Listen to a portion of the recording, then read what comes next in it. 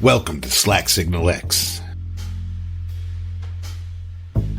Today, they called it the Great Resignation like it was some bureaucratic shift. Like it was about HR departments scrambling and CEOs clutching pearls. But that name, it misses the point.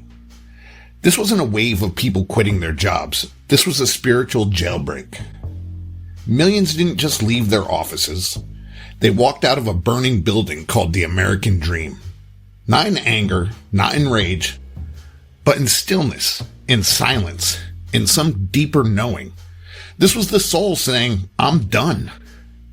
But before we start, please, like, subscribe, and don't be a poser. 1. Collapse. It started with a virus, a tiny invisible enemy. But what it really exposed was far more dangerous. A system built on burnout, exploitation, and illusion.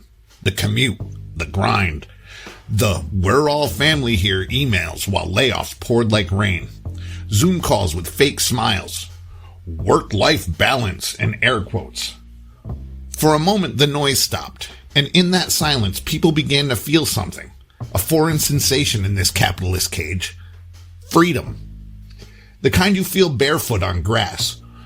Or at 3 a.m. when your phone is off and your brain is yours again. And it hit people like a drug they forgot existed. 2. Awakening. They called us lazy. They said it was the stimulus checks. Said we didn't want to work. But here's the thing. We weren't refusing work. We were refusing meaningless work. Clocking in to build someone else's empire? Trading hours of life for paychecks that barely pay for rent? That wasn't noble. It was slow suicide. People weren't quitting jobs. They were quitting the performance, the fake smiles, the forced small talk, the illusion that the job title was your identity. This wasn't a labor shortage. It was a soul shortage, a collective crisis of meaning. And finally, people said, if I have to starve to feel human again, so be it. 3. Flame. Throughout history, there's always been a spark, that flicker in the human spirit that says, this isn't it, there has to be more.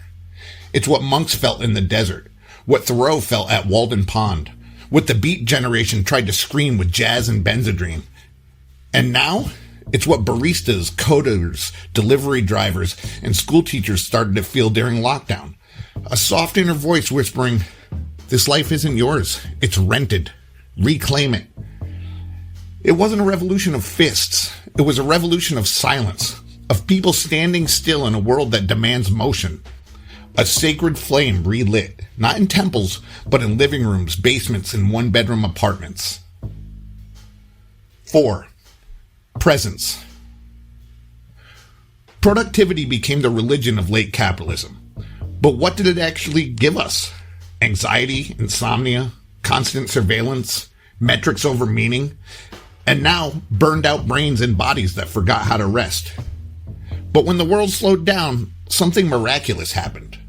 People started noticing things. The way the sunlight hit the kitchen sink, the laugh of a child during lunch hour, the birds, the stillness, and suddenly presence became the new currency. Not every moment had to be optimized. Not every breath had to be monetized. And for the first time, doing nothing felt like coming home. 5. Who are you? Ask someone at a party, what do you do?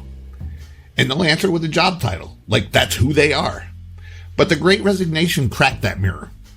When your role disappears, when the office badge stops scanning, when no one's watching, who are you then? A musician who hasn't played in years. A painter buried in spreadsheets. A dreamer crushed under deadlines. The masks came off, and for some, it was terrifying. But for others, it was the beginning of truth. A chance to meet the person inside, raw, unfiltered, and human. 6. Hustle. The system sold us the hustle dream. Grind hard, rise up, build your brand. But the game was rigged. Merit was a myth. The hardest working people were often the most exploited. And the ones in corner offices, they inherited wealth, not wisdom. We were sold grit as a lifestyle, but no one asked grit for what? To keep systems alive that eat us from the inside? The resignation wasn't giving up. It was waking up to the scam, to the sickness in our definition of success, to the truth that maybe life isn't meant to be won. Maybe it's meant to be felt. 7. What we ran toward. They focus on what people left, but let's talk about what they ran towards. Time, family, gardens, writing songs no one may ever hear, side hustles that fed the soul instead of the algorithm. Some moved to the woods, others opened bakeries. Some just slept for the first time in a decade.